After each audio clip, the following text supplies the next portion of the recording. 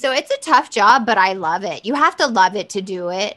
Hey, welcome back to Too Hard, Too Fast, the podcast with strong opinions about things that we may and may not know too much about in order to broaden perspectives. Today, we have an actress that you might have seen her in movies and TV shows like Lucifer, True Blood, Suki, and Six. Is it Six or is it SEAL Team 6? It's six. And we're going to talk about sex. So just know that. Sex and love. Sex and love. Also, you're in a movie called Murder in Mexico that I believe your husband directed. Yes, he did. Yep. Perfect. So we have Brianne Davis with us, and we're going to go too hard, too fast. So sit back, buckle up. Let's go. Oh, sorry. Almost forgot. Worm is not here with us. So we have last week's guest, Victor Varial, and here we are. Let's sit back, buckle up. Let's go too hard, too fast. Boom. Boom. Welcome back. Welcome back. Welcome to Too Hard, Too Fast. Too hard, too fast. Too hard, too fast. Too hard, too fast. Welcome to Too Hard, Too Fast. Hey, welcome back to Too Hard, Too Fast. It is Brianne Davis, and you're going to hear some dirty, juicy gossip about Hollywood and me and my book. So keep listening because you will not want to miss a thing. The podcast of the century. All right, Brianne Davis, first question right off the bat. What are you drinking? Oh, I forgot my drink, y'all. You can't go too hard, too fast without a drink. Not too hard, too fast right now. I'm like an old lady. Damn it, I forgot my drink. I said I was going to have a drink. Damn it. We can wait. We can pause if you want. Okay, pause. All right, I'm back. Yeah. Back to recording. All right. So now that we're back, Brianne Davis, what are you drinking? I'm a classy bitch. I'm having champagne in a wine glass. Ooh. That's fancy. What do you know? What kind of champagne is that? Oh, God, I don't know. I just grabbed the bottle that was open and poured it in my glass. It's a Spumante champagne. I don't know the label. Yeah. It's probably like $7.99, you guys. Like we're Yeah, talking it's not like as dry. we're talking real high class over here. That is perfect. That's exactly what we like on this podcast. Cheap drinks and Yep. good conversations. If you would rate that $7.99 wine from 1.0 to 2, too hard, too fast, using decimals, what would you rate it at? Oh God, I would say it's like Price. And could you finish a whole bottle in one sitting? No, I could not finish the whole bottle. It is very sweet, and it's best like a mimosa style with orange juice. So I would not say, I think if it had orange juice, I could drink a lot of it, but it's just plain because I don't got no orange juice. It happens. What would you give it? What rating? 1.0. All right, 1.0. You drink it if you got it, and if you got some orange juice, even better. Yeah, exactly. Perfect. Victor, what are you drinking? I'm actually drinking my homemade ranch water. This is a little bit of tequila, ginger ale, and lime. Ooh. Just to get the day started. You're fancy. He's got money. He's got like some muddled mint in there, and you're just. You know what? I have spearmint in my garden. Oh my God! And it's like I have the worst green thumb in the world. I killed aloe vera. Yeah, no, I do too. I kill every plant I have, just so you know. So what's your rating on your ranch water? And Well, can't give you know it what? 2 because you know what?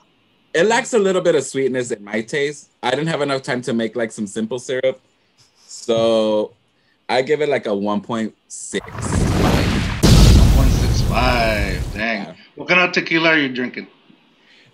Just a little. Oh, so you're fancy. Keeping it fancy. All right. 1.65 ranch water. Victor's own ranch water. I am, people have been saying all you drink is craft beer.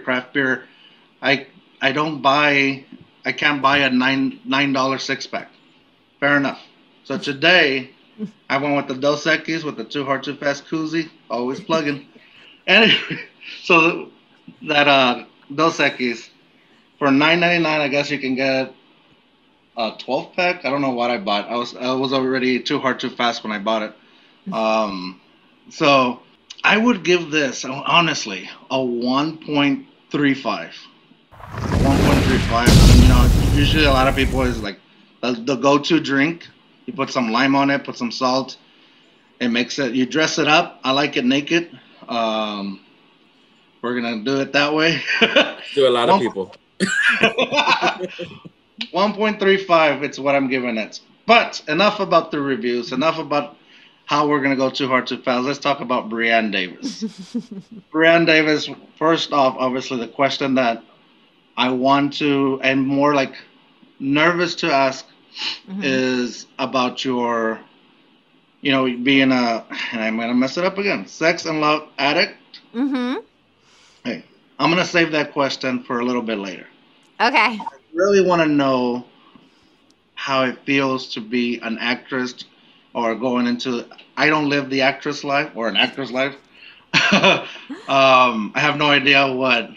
I see LA as a tourist here. You're in LA as actually working in the business. What is that feeling like? I think people think it's like a playground, but it's actually really hard work to be an actor. It's a grind. You have, a number like right now, just in the next day, I have 7 to 8 pages of dialogue I have to remember. If you're not on a job, you're looking for a job constantly. So it's like 4 or 5 auditions a week, which could be 7 to 8 pages, which is 40 pages of dialogue you have to learn. So on top of doing that and then, promoting things, showing up, doing interviews, going to events, and then it's a lot. And then you have to worry about how you look. You always have to be in shape. You have to take care of yourself. So it's a full-time job, and people think it's an easy job, but it's actually a very hard job. And then you have to jump from character to character. Like these 2 characters are completely different. And then if I'm working on set, the hours are really long. You don't shoot a long time. So I'm waiting 8 hours a day. Then I'm shooting like 6 hours. And I usually am away from home on location somewhere in some crazy city or small town where nothing to do, away from my family. So it's a tough job, but I love it. You have to love it to do it. And so LA for me is not about like parties and hanging out. It's about working. Did you always want to be an actress? No, I actually didn't. I didn't want to be an actor until I was almost 17. I was very, very shy, and I'm dyslexic and I have ADHD. So I never looked at becoming an actor or anything like that. But I started shooting commercials, being in commercials in Atlanta, and it wasn't a big hub for movies and television like it is when I was growing up. And I just loved being on set. I loved the energy that everybody on set becomes a family so fast, that in the environment, and then becoming somebody else. So it was later in life that I wanted to be an actor, but yeah, no. That's cool. So being dyslexic and having all kinds of dialogue you have to remember, and like you said, one character is not like the other character, and you for sure don't know if you have this character or that character yet. How does your memory work, or how do you make yourself to remember what you're gonna say? I think it's just training. I've done it for 20 years now that I can pick up dialogue and usually get it down pretty well, unless the character is so different from me. Like I'm doing this lawyer part and I don't say a lot of lawyer jargon a lot. So that one's more difficult. And if there's a lot of names or words I don't know, I have to rewrite them differently how I see them. But I think it's just practice. So if someone is out there having a learning disability, you can do this job. It's just you have to do it in a way that works for you and not like everybody else. What kind of acting process do you think you have? Are you more like methodical? How do you get into your role? That's really interesting. People, there's method acting where you become the character and you like lose yourself. I'm not like that. I literally use my imagination. So as soon as I get on set and I put on the character's clothes and have my makeup done, I then become the character. And when I walk on set and walk on, the scene, I will become the character, and that is my husband I'm looking at, and that is my child I'm dealing with, and that is my friend I'm having a fight with, or whatever the scene is. And as soon as they say cut, I'm out of the character. Like, I will joke around, which kind of pisses some people off because I worked recently on a movie called Secret Life of a Celebrity Surrogate, and the guy that played my husband, he was very method, and he was like really intense. We were having like a really big fight scene, and I was sitting there being like, and then they call action. I'm like, fuck yeah, like yelling at him, and he's like trying to strangle me. And then when they say cut, I just start laughing, and he's like, looking at me like all angry, like, can you please stay? Yeah, he was like mad at me for keep breaking character, but that's just how I work, and everybody works different. Yeah. Is it harder to work with somebody that is method, or like, you know how, and I'm not gonna say any names or anything, but certain actors are hated or disliked to work with because they're too tough, they're hard to work with or whatever. Does that make it harder for those kind of actors that stay method, or do they prefer that? Like, I don't know what like directors would prefer, a method versus a person that can cut and be normal again. I mean, I think we have so many kookadooks in the business. We're all like a bunch of odd birds, and we all have different techniques. I mean, I used to work with somebody, and he's like a big name that he used to like, right before they said action, he would look up at the sky, and I'm not joking, and he'd be like, put his hands up, and then he'd bend down and touch the ground, like squat down, touch the ground, and then he'd stand up and like start the scene, and you're like, what are you doing? Yeah. Like every single time. Like every time. That ancestral spirit. Like he was like, and then he would go, and so I've worked with, you know, very, very method where they don't break character the entire time. Then I've worked with people that are like me that just jump out of it. You know, and then I work with people that like listen to music the whole time, and they don't even want to talk to you. So I've worked with so many different people in 20 years that I don't really care. Like, I'm just there to do a job, and I don't take anything personally. So if that works for them, I try to stay out of their way and you know, don't bother them. Because the worst thing is if you are in like an emotional scene and someone keeps talking to you, like you're like, I'm trying to prepare, like stop talking to me. So I mean, I think directors like it like both ways, but I would say giving direction to someone that's in character might be difficult. I'm not sure because I haven't had that experience. Fair enough. I think when you were talking about like this guy doing this thing, I was kind of thinking thinking of the certain weird stuff that I do myself. Like, you wouldn't guess it, but before I started this podcast, I was in shape, worked out all the time. So when I would walk into this gym, like right before, I'm listening to music, and I'm in my head, I'm going, all right, you fucking fat piece of shit. Let's go. We're going to do this. That's horrible. You know, I'm sorry. Like, you're like prepping yourself up, and you're like beating yourself up. It's very Planet of the Apes. Just you're taking over. Yeah, that's pretty much. And that will hype me up. So as soon as I walk into the doors of the gym, I was ready to go. You're like, let's pump some iron. Yeah, let's go meathead stuff. So when somebody came up to me in my process going into the gym and said anything to me, just totally threw my whole hype up. Like, I was like, oh, I don't want to talk right now. I want to go and work out. And that's what like friends would be like, let's go work out together. Like, no, I can't. I can't have somebody talking to me while I'm trying to like do this work that is like annoying in itself because it's very repetitive, back and forth doing this. And so like I have to be in that mindset. So I think it makes sense that somebody is trying to get into a certain state of mind. Yeah. And if somebody just, hey, what do you want for lunch? It's like, dude, come on. You just ruined this whole thing that I had going.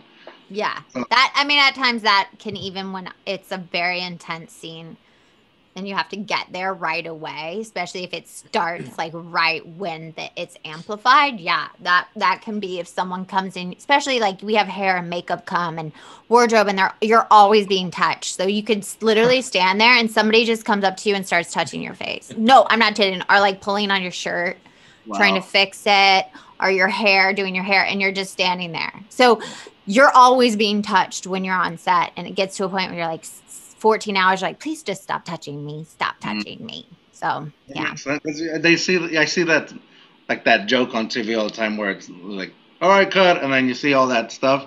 Oh yeah, Or- that's how it is. I always thought it was just an exaggerated joke. No, I am kidding. As soon as they come up, 5 people come up to you all at once. And then the director is coming up, giving you direction, saying, when you said this line, can you say it like this? Can you be more angry? Can you be more emotional? And then touching your hair, someone's trying to fix your lips, someone's, it's a lot. And you have to stay really focused. So it's a job. You have to be able to handle all that commotion, but still stay really focused. Awesome. I know you've done movies and TV. What have you enjoyed most? Which one is more enjoyable to you? Or do you just like the fact that it's, experience in acting and getting to relate or getting to experience new opportunities? But what would you say is the best experience you've had? Well, I've always loved movies more. I started more as a movie actress doing Jarhead and other movies and, prom night and stuff.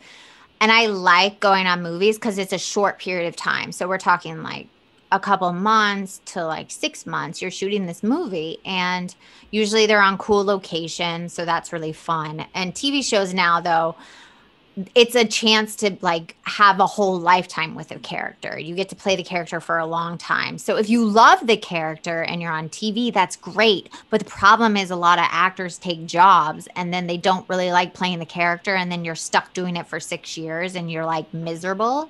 That happens a lot. But so I think, doing 6 for 2 seasons for 2 years, I love playing Lena Graves. So I enjoyed being on that show.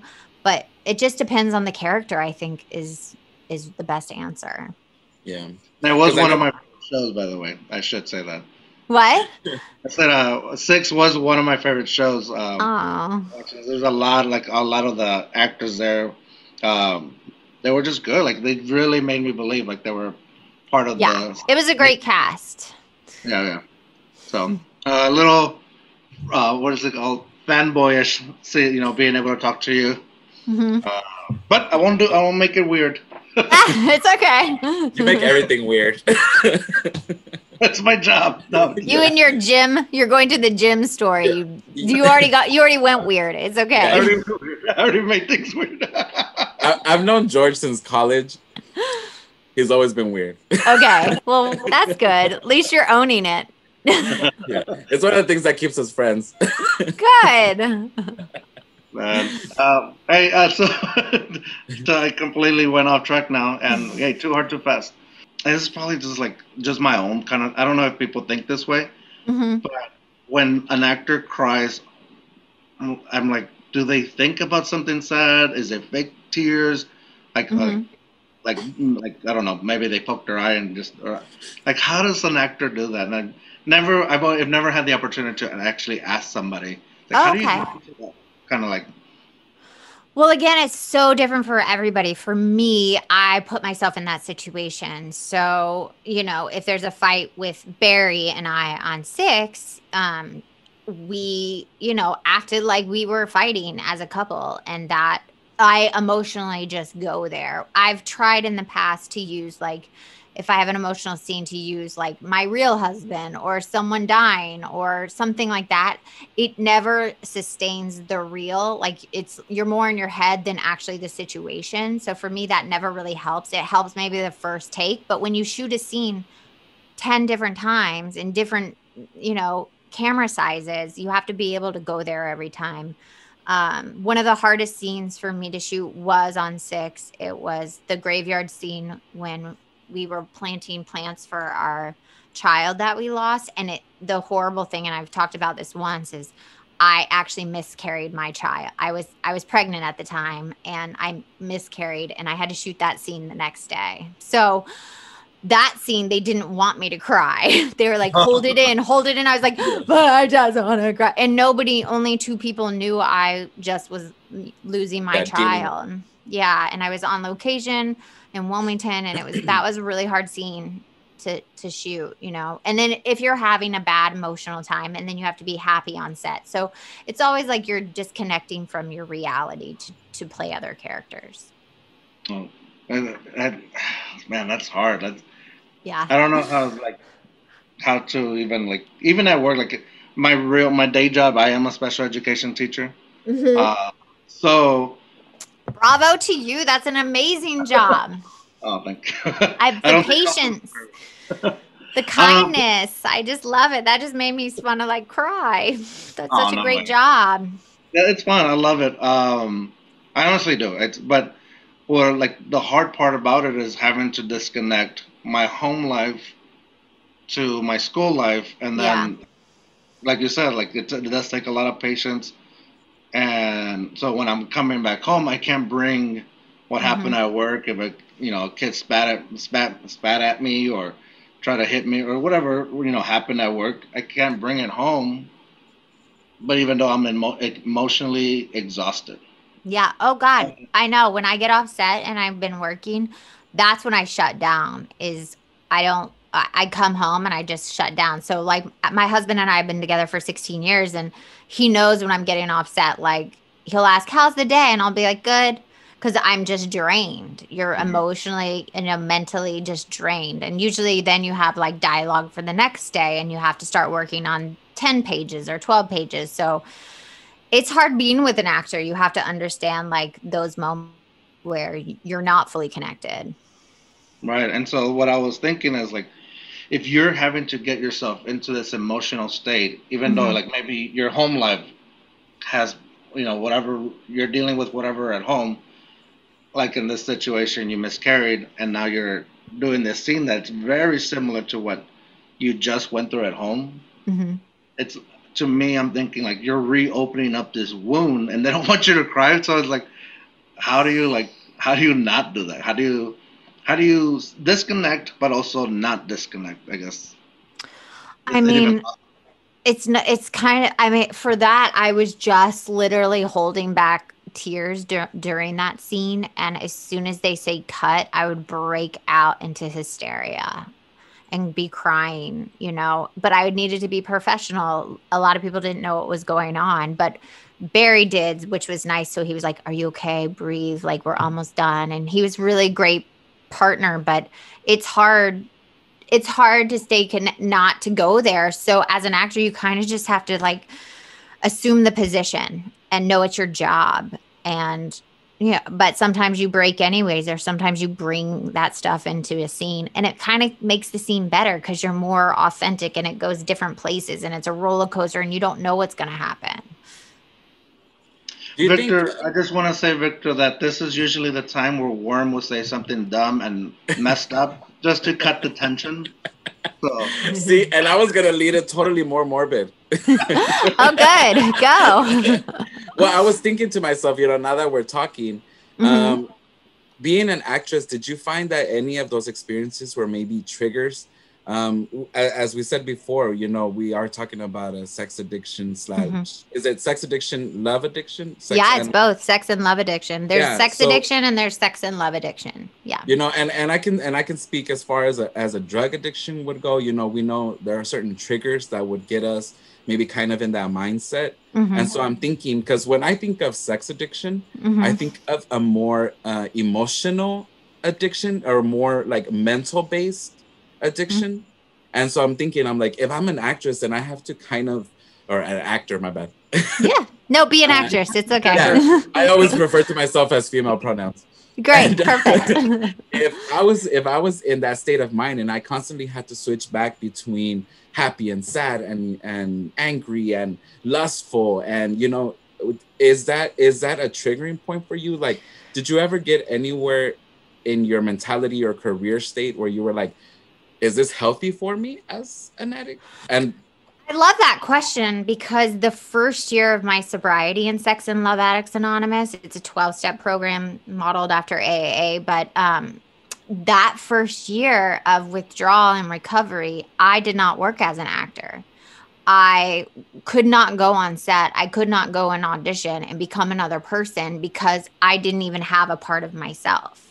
So for me, that was the most triggering. I was willing to let go of my career. I kept telling, my higher power, my God, like, if I'm not supposed to do this anymore, just take it away. So I can move on. But yes, it is difficult when you're on location or you have a scene with somebody and it's intimate, or you can get triggered. But I think because I have such a strong sobriety and I know what's real and what's fiction, and when I'm acting, it's fiction, and it just allows me to, become these characters that they're not really me. It doesn't trigger me as much as I thought it would. But I have 11 years of sobriety and I've been working at this. And thank you. And I'm, I go to a meeting a day, I sponsor so many people. So while I'm shooting these scenes that can be triggering, going from sadness, heartbreak, sadness, and feeling all that emotion, as long as I let it out of my body, as long as I fully commit, then when I'm done, it's not stuck in my body. It's the emotion that gets stuck in my body, which I feel really affects addicts, that we hold on to things instead of like letting them out. Yeah. Our self-saboteur is what gets us a lot of times. Yes, totally. Just for baseline, would you mind telling us what is a sex and love addict? Just because some people. Yes, and I do want to say before you say that, because I feel like I had a very ignorant mind coming into this, and this is like the beauty thing about Too Hard Too Fast, the podcast. Like, yeah, we are experts in our own life, in our own fields, but also we don't know what other people are going through, and that's what I love. And a lot of the times I do come in with this ignorant mind, because then I take something out of it. So when I was in contact with you yesterday, I was like, "Are you bringing a drink on the show?" And you're like, "Yeah, I'm on SLAA, not an AA. I can have a drink." I was like, "Okay, that makes sense." But I'm only asking, and I didn't want to go into like a whole detailed thing, but I was asking my own ignorance. I was like, "Okay, when I get a little drunk skis, I want to have a little bit of sexies." Yes. Usually they do. Usually people that drink or do drugs. Here's the thing. Usually people that are alcoholics or drug addicts or, all the other isms we can do, underneath is this fear of abandonment, this fear of not being worthy, this fear of self-sabotage, self-loathing, all that stuff us addicts hold. And they're usually sex and love addicts. They say AA is the last house on the block you want to go to, right? Like that house you just don't want to go to. Slaw is like the shack in the back, like no one wants to go to. It's like the worst place. So I understand, you asking me that, which I really loved. You saying, do you drink? Do you not drink? So a lot of people get sex and love addiction really mixed up. So what it is we're addicted to people. I'm addicted to people, like friends, family, a lover, a partner, whoever. And specifically with sex addiction, you're addicted to the sexual act with a person. So it's like porn and masturbation, having multiple partners, cheating, one night stands, all that stuff but you're addicted to the act, the sexual act.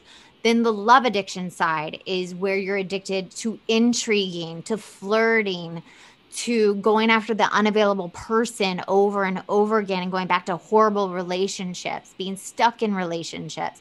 And then there's another side to it that people don't talk about. It's called sexual anorexia, where you actually don't have sex at all or relationships because you're a fear of being abandoned and it's too intimate. We're scared of intimacy. So the best way I can put it, usually people are both. They're addicted to a specific person, and then they find themselves having one night stands, and then they swing back and forth. And then if they're in a relationship, they stop being sexual with their partner because it's too intimate. They're too close to them. Does that make sense? I've tried to do it in layman's terms. No. Very understandable, I think. Well, it's a very gray disease, you guys. Like for you, Victor, you just stopped doing drugs, right? Like you just stop. Like you're done. Yeah. So, but with sex and love addiction, you have to have relationships with people. We can't be hermits. So what you do is you take away all the things you did. Like for me, they're called bottom lines. So for me, my bottom lines was no cheating outside of my committed relationship, no flirting, intriguing, texting, emailing, talking to any men whatsoever, which that was a really difficult one. Because I love to flirt. I was a flirt and I just would flirt with the chair. Like I would be like, so I thought it was part of my personality. But what I was doing, I would go to Starbucks and get a coffee and flirt with somebody. And I'd be raping them of their energy to make me feel better, to give me that high, to make me like, that excitement in life. And you take all of that away. And then you get boundaries, you work on yourself, you see why you do the certain things you do, you look at your character defects, you make amends for who you've done wrong, and then you bring it back in a way where it's healthy. And I have to tell you, I don't flirt anymore. I don't intrigue, and it is the best thing in the entire world. Yeah. So I bet it's more liberating also. I mean, oh my God, I can't tell you. Like needy, like fill me, give me attention. Of just like, everybody love me, or like love me, tell me how awesome I am, give me attention, talk to me, make me feel better, fix me. It's like that energy. And it's like, I don't do that with anybody, even my husband. Like nobody fixes me, no one fills me. I actually do it myself. And it's the most freeing I have ever felt in my entire life. Oh, I bet. All right, so H2Fers, we're going to pause the conversation here.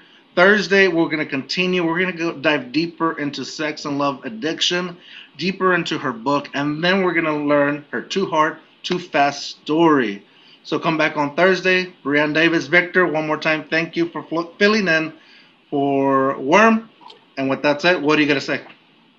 Keep listening to Too Hard, Too Fast. It's been a pleasure, George. Worm, I think I'm stealing your job. He already called it our podcast. I caught it. You didn't think I caught it, but I caught it. But with that said, remember, dare to be you, dare to be weird. Bye.